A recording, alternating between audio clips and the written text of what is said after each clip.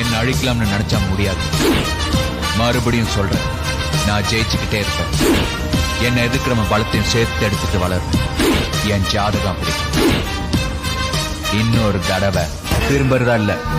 என் வாழ்க்கை ஒரு வட்டமோ சதுரமோ கிடையாது. மேலையும் கீழையும் போய் வர எனக்கு அது நேர்கோடுதான். போய்கிட்டே இருப்பேன்.